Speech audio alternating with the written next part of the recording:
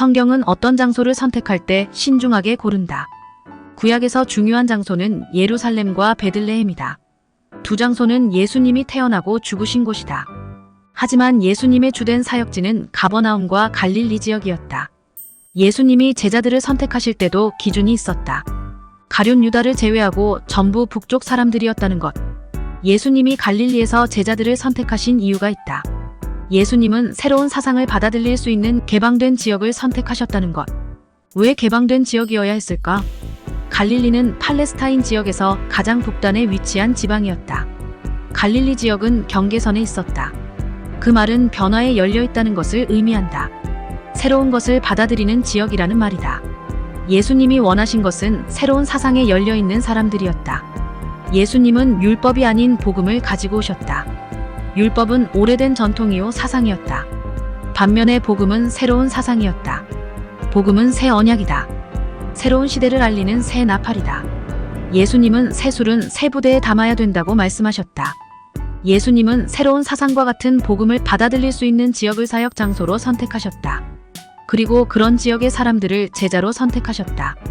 당시 갈릴리 지역의 사람들의 특징에 대해 역사가 요세푸스는 말한다. 갈릴리는 어느 지방보다 가장 새 사상에 개방되어 있는 곳이었다.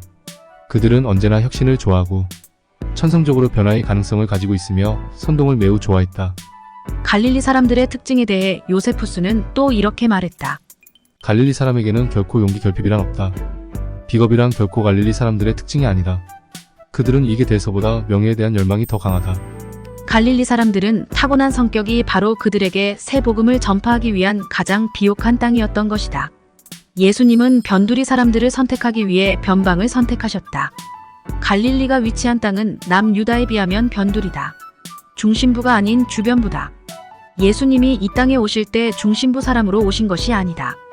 당시 중심부에 있었던 사람들은 서기관, 바리새인, 사두개인들이었다. 그들은 주로 중심지 예루살렘에서 활동했다.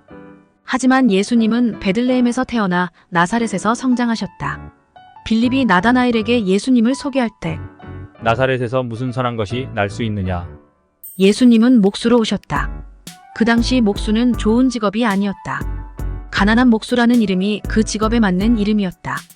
예수님은 변두리인 중에 한 분으로 오셔서 변두리인들을 제자로 선택하셨고 그들을 통하여 복음 사역을 이루신 것이다. 변두리인들은 가난한 사람들이다. 버림받은 사람들이다. 멸시와 천대를 받은 사람들이다. 중심부의 사람들에게 인정을 받지 못한 사람들이다. 예수님이 갈릴리를 선택하신 이유는 이방의 복음을 전하기 위한 쉬운 장소였기 때문이다.